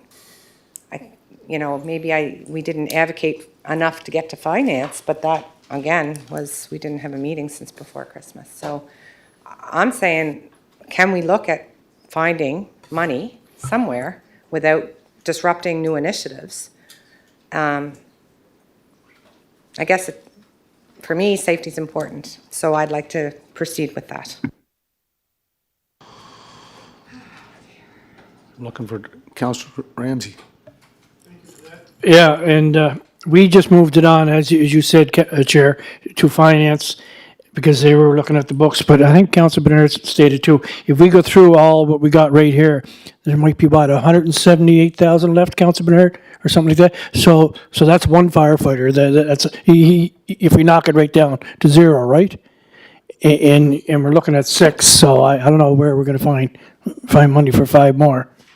That's just my opinion, thank you. Councillor Matard has suggested a compromise, correct? Correct, if I'm right there? Just go on your mic. Well, yeah, I mean, I guess, we're kind of at a crossroads here and what to do, and I think the chief has indicated he could drop down at least 200,000 of his initiatives, with the exception of one of them he'd like to keep, and maybe that's a starting point in how we move forward. The only other option, maybe there's a substantial amount of money that we keep in extraordinary funds each year for overruns and things of that nature. I know we debated last year and we used money out of there. It might be an option. If council's willing to explore that. But if we have to look at what we have there in front of us, that's making something out of a situation that we can't seem to come to pass on. Councillor McAleer, where do you want to go? Keep asking. Can I ask one more question, Mayor Brown? Yes, go ahead there, Councillor. I didn't see your hand up there, so you go right ahead. Hands up. Thank you. I just, I agree with Councillor Matard, and the CAO there. They both said, we could look at something, common ground for something. The strategic plan that's going forward, it just seems that we got or finished one for ourselves, and does it need to be started right away with a new council coming in? Maybe we could take some from that. Maybe we could take bits and pieces somewhere, to make it, maybe a start that we could do. I mean, it's a big ask for 6 amount, but, we're 3 years out for a new station. So, I mean, we start here next year, the next year, and the CAO and senior management, they know it's coming. They have to be prepared. So, this is what we have to look at to start. So that's just my opinion on it. Yeah, and I was just talking to Rory in the other room. I said, Rory, that IT specialist, is that necessary? I know Rory's probably going to get it 5 seconds later. But this is where we can look at through balance some of the cuts. If you're trying to find a compromise suggested by Councillor Matard, you can find it. Just go ahead there, Councillor Ramsey. Yes, and just going through it here too. When I sat in Public Works accessible taxi pilot project, could you explain that one to me? Oh, wow. Or somebody explain that to me? Anna Keynes. Because we were sitting there in one of my last meetings I had with them. Here comes Rory. Like they didn't know where they're gonna go with this project. Like the ones that were there when we had our meeting.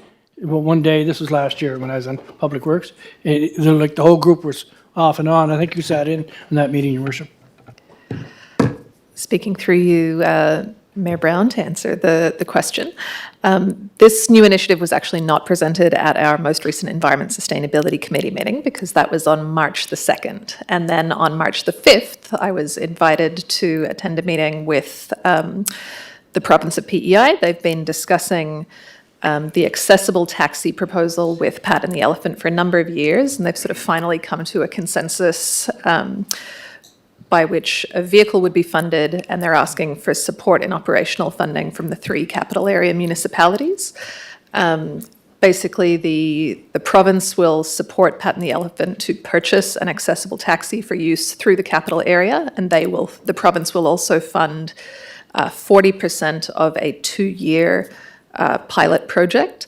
And then they've asked the 3 capital area municipalities to fund the remaining 60% of the operating costs in proportion to our share of the population. So that comes out to about $41,000 per year for the next 2 years for Charlottetown. And just to speak to the importance of the service, the disability community right now has only been able to get around using Pat and the Elephant, which is a pre-booked service that has limited hours of operation, which significantly impacts their mobility. You can only use it to plan travel to an appointment, whereas an accessible taxi is a service that you can call and they will respond. We have had incidents in the city where somebody may have had what they thought was prearranged transportation that has fallen through, and they've been stranded because public transit or Pat and the Elephant were not operating or available at that time, and so that's a genuine accessibility concern. Yeah, and that incident goes back to about 2020. Yes. So this is going to be funded, Pat and the Elephant are going to run this program? Like all the money that we've invested into the one previous, that's a no-go anymore with the accessible taxi program? No, that money is part of this pool. And Okay. Councillor Bernard was there too. Yeah. Councillor Bernard? Yeah, just. No, so it's going to, this is actually good news. It's going This to is good actually news. run. This is 2020, and here we are, 2026. Finally.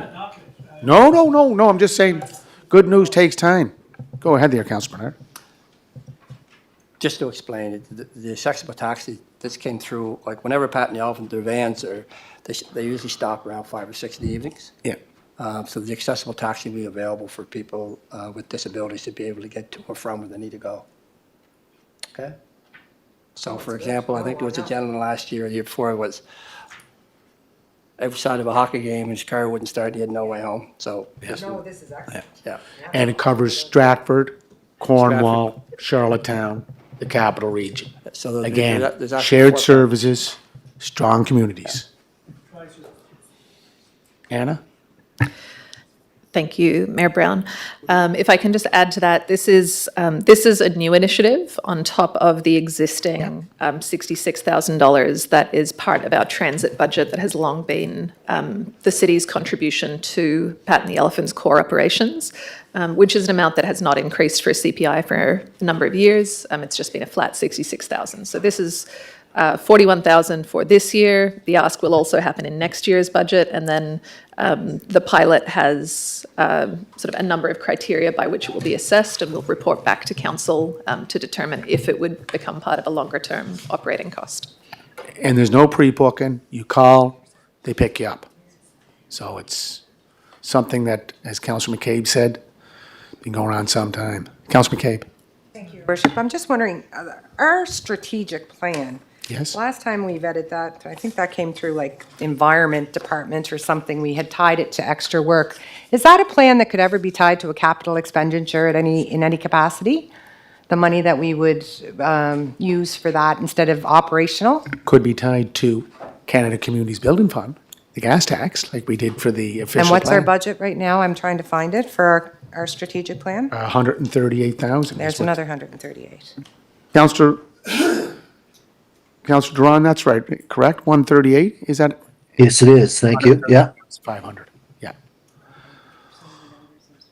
So you can get the numbers out of here. Like, is Rory around? Rory, do you want to come back in there, 5-second delay? like, he's got, I know cybersecurity is important. It's Your 180,000. worship, I would also ask if councils are considered changing that to give the opportunities to the other city managers to state the case for why, Oh, you know. fully agree, sir. If they're considering changing or altering, Yeah. to make sure that, That's why we have Melanie here with in regards to their strategic plan. Do you want to address that, Melanie? Yes, Your Worship, through to council. Thank you for this opportunity. As you deliberate and determine your choice, I just wanted to explain why and the cost. So as a capital city of 48,000, but supporting a broader hub of 96,516, we are leading the province as the largest hub, the largest city. A strategic plan provides us the clarity and vision and direction that would be at the level of a capital city. So in the last 20 years, we've grown a lot. Almost 50% of that growth happened in the last 4 years, 75% of that growth in the last 8 years. The city has been really a wonderful growth story. But when you think about that level of growth, you think about the traffic, the roads, the infrastructure, the housing demand. So all of this requires a thoughtful and careful strategic plan that's designed to really guide us through this growth that we've experienced. We've had departmental plans, we had a previous strategic plan, but we've got to fill gaps. Risk management gaps, EMO, aging infrastructure renewal, public safety, well field protection, and all of the climate resiliency work. We've got fire capacity and police capacity. There's a lot of really big discussions and decisions to make. The strategic plan allows us a year to sit back, work with residents, determine how we navigate this incredible growth that we've experienced and what we're going to be doing going forward. And the only last thing I'll mention is the strategic plan was it came in at a higher cost based on previous costs. We've reduced that cost through a number of things. We brought that down 45,000. And really, the goal is to produce an actionable and professionally designed strategic plan to carry us forward into the future, aligned with municipal best practices that we've located, to give the city clarity, structure, and a roadmap for the future, and really to allow new council to initiate their 4 years, stepping in, developing the plan, finalizing the plan, and integrating it with budget, and really giving a roadmap for the next 4 years. Thank you. Okay, Councillor McCabe. I am your biggest supporter for strategic plan. I believe that it's one of our most important documents. My question wasn't to try to displace that plan. My question was, GCPA. are we able to fund that differently through capital or something that we could free up that operational money? Yeah. So keep doing the great work, Melanie. Rory, did you want to just take a look at your budget, or you want to add, delete? Did you have any specific questions? Yeah. Yeah. IT specialist. Yeah, so this IT specialist is intended to be focused on emergency services. So there's a lot of software upgrades that have fallen behind, whether that's in the police station or in the fire station. So the intent there is to get those back on schedule and meet the needs of the staff in both of those departments. Cybersecurity. Critical infrastructure security. Yeah, so the cybersecurity specialists, the intention there is to hire 2 cybersecurity specialists to focus on the defense of the city from cybersecurity. Those positions, we were initially hoping to have a grant to cover those funds, but that grant did not come through, so that's what those positions are. Councillor Bernard. Councillor Beck. Thank you, Your Worship. So why don't we look at putting the new strategic plan under the Community Investment Fund. There's $189,000 left over. If they're okay with 2 firefighters, the 2 of them together would be $327,000, but subtract $260 for 2 firefighters, you might have a surplus of $67,000. Councillor Beck. Yeah, just, so that cybersecurity cooperation program, that was my question, Rory, that's where the grant funding was hoping to come and that fell through? That's correct, yes. Okay, that's what I just had that question, thank you. And that's a one-off. That's not going to come back again. The cybersecurity fund is something that will potentially come up again in the Yeah. future, but it's not an annual thing. And this is for two. That's correct. Yeah. Yep. Okay.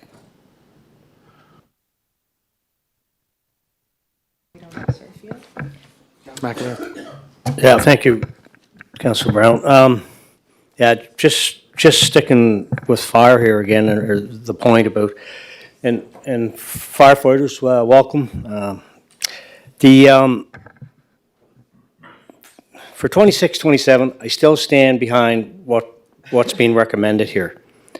Fire, I can't speak, I can't speak to the, I can't really speak informatively of the staffing piece, but I know I've been on council now for 4 years, and there's this the new build is just, it's not happening. And if I had the confidence, and anyway, I plan to run in the next election, if I'm re-elected, it's certainly something I want to see advanced for West Shirley. But I'm saying for this evening, if we need 4 more, 6 more, 10 more, I don't know.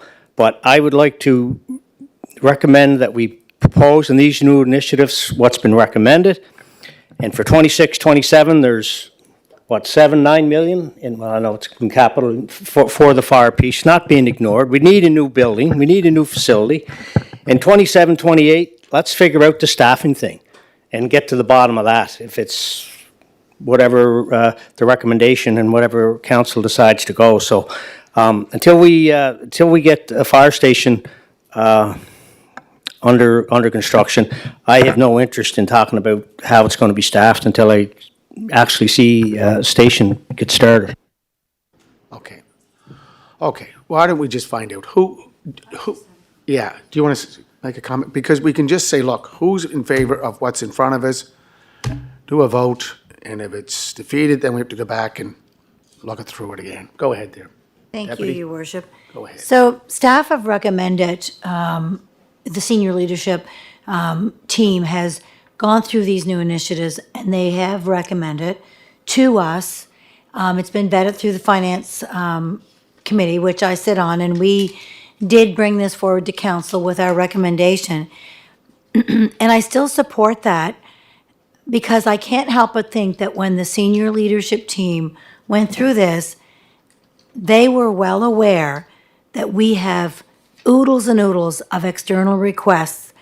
And, and while they have a broader benefit to the municipality, I can't help but think that when senior leadership looked at these new initiatives, knowing that we get a lot of requests in other areas, they still found that this was being responsible for the taxpayers, and being responsible that we are directly providing the service delivery that we're expected to as a municipality under the departments that we are responsible for. So if senior leadership are recommending this, and knowing all the other intricate parts of it, I will support the Finance Department's recommendation, which I sit on, and senior leadership's recommendation, because I can't help but think that this was clearly thought about, and making sure that we can confidently deliver services to the city of Charlottetown this year, and addressing our public safety at the same time. And as Councillor McAleer said, we do still need to address the very importance of the building of a new fire station, and knowing that we have to also staff that and be prepared in the coming years to have those other stations staffed. Okay. Okay, can we just go around, find out what's in front of you right now?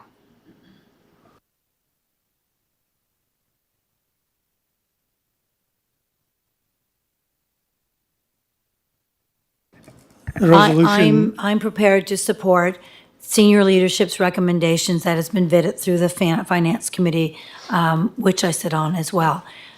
Thank you.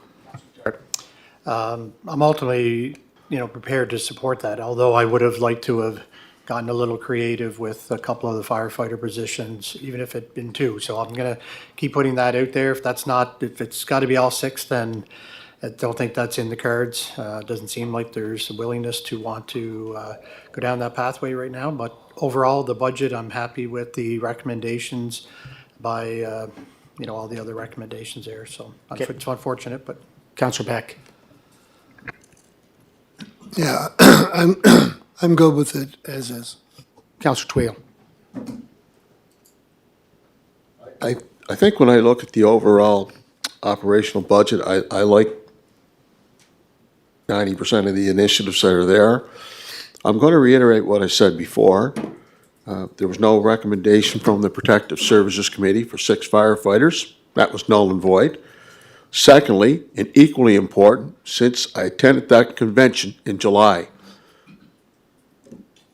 recommendation from firefighters, people put their lives on the line, was they had respectfully requested a 4th firefighter when the fire engine leaves the fire station. So that's what I'm supporting. That's what I'm advocating for. And I'm also advocating for the release of the underwriter's report. Okay. Mr. Mayor? Okay, thank you. So that's nay. Okay. Councillor Ramsey?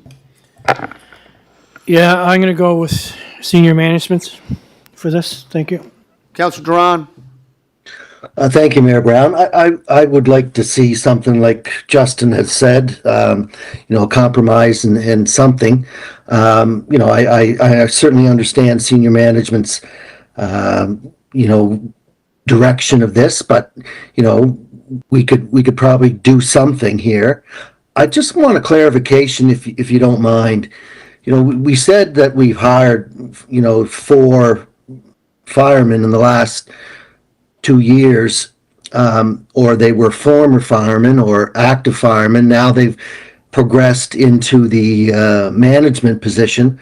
But when they go to a fire, their background, training, expertise, and knowledge, would they not, organize the firefighters or jump in as needed?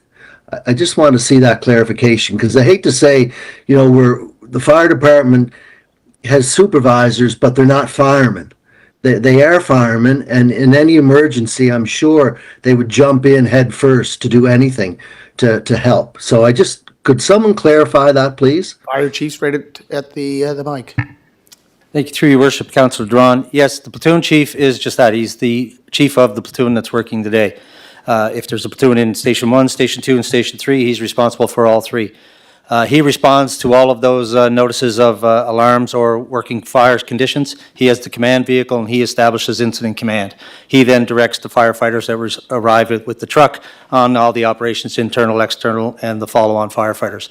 That's what the platoon chief roles are. That's what Mayor and Council supported from 2 years ago, actually 3 years ago now, into 2 budgets. We got 2 one year and 2 last year to round out the 4 platoons for 4 platoon chiefs. And just once again, with public safety being the resident of the city's first priority, Mayor and Council's first priority through many recent surveys, this is in line with that. It supports the city as a whole. Our department operations can't improve in that aspect until it's staffed out of Station 2. That's clearly identified.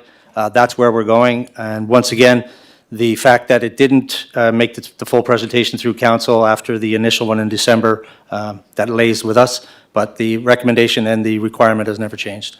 Thank you, sir. Okay. Can I follow up, Mayor Brown? Yes, sir.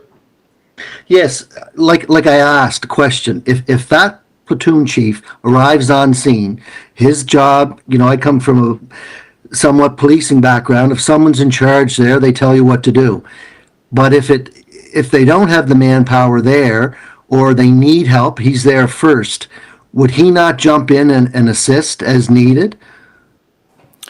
Yes, he would. He's qualified much the Thank same you. way the deputy fire chief Thank you. or myself. If we were on scene, we would help in any way if we didn't have the personnel there to do the job. Yay or nay?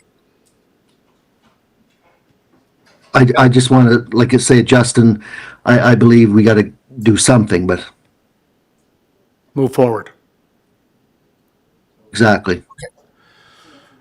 Is that a yay or an A? Well, no, I'd like to see us go back in and see if we can get, one or two. Okay, so that's no. Okay. Councilor McAleer. Yes. Councilor McKinnon.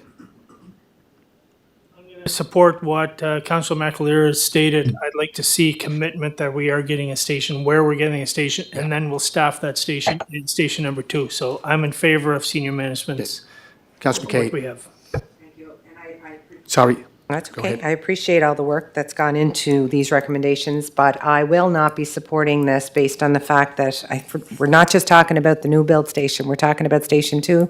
We're talking about a commitment over the next few years, and we're talking about our chief of fire asking for not what he wants, what he's saying he needs. So no, I'm not in favor. Councilor Bernard.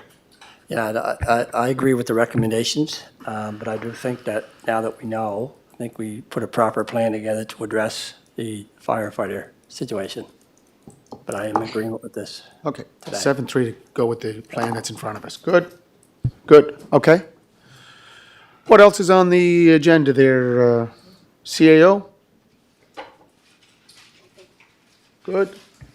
Your worship, I believe that's the end of our agenda. Amy, have any other, Chair, you have any other comments? Thank you, Chair. There's just a couple updates from the capital budget that we discussed. There was some changes that we made during that meeting with regards to funding as well as some updates. So I just wanted to brief council on what the new proposed capital looks like. Not much of a change, but overall, with the changes that we discussed, our new capital is going up an additional 210,000 net. So I can send that information around, but this was all discussed during the meeting of Yeah. capital, so just wanted to give you an update of what all those We changes. did pass a resolution to go Exactly, forward. what all those changes look like. This is just an amendment. That is because- correct. Okay. Okay. I also have information with regards to, there were some questions asked regarding long-term debt the other night. Yes. I do have that information to share, which I can bring up on the screen if we can do that. Yeah. You're going back to the 2024 audited statements, correct? No, Your Worship, this is just what's based on a current schedule and what, so we have here the city debt. Each of these is broken out with the number of loans that we have, but total debt for the city for 2026 is 144,755,212.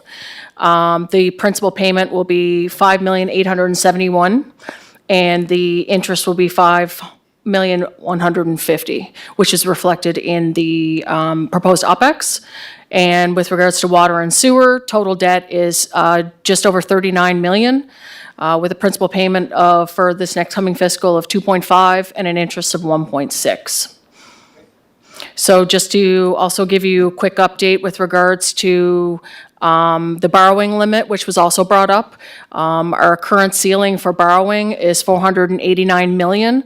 Our current with consolidated debt is 103, so we're well below our 10%. Okay. Deputy? Sorry, just 1 second. I was just curious about process. Are we putting a resolution on the floor on the operational budget approval this evening, or is that That will a come on, special that will event come on the coming? 31st. Okay, so we're doing it as a regular 31st And that will come for meeting. both the capital. The capital's already been done with. That is correct, yeah. Okay. Okay, Councillor Beck? Just 1 sec. Sorry, is that a new tab on our old capital document? Is that what that is, Amy? I see it here. You have a tab down on the bottom. Can you send that to us in just that information? Thank you. Motion to adjourn? Moved by the deputy? Just a clarification, we did have a vote on the operational tonight. Well, no, just on the initiatives, yeah. But there's no need for a resolution. It's just a vote. Yeah. Okay. Can we, motion to adjourn? Moved by the deputy, I see Councillor Tweel's in favor of it. Councillor Ramsey, all in favor? Okay, thank you very much. Have a great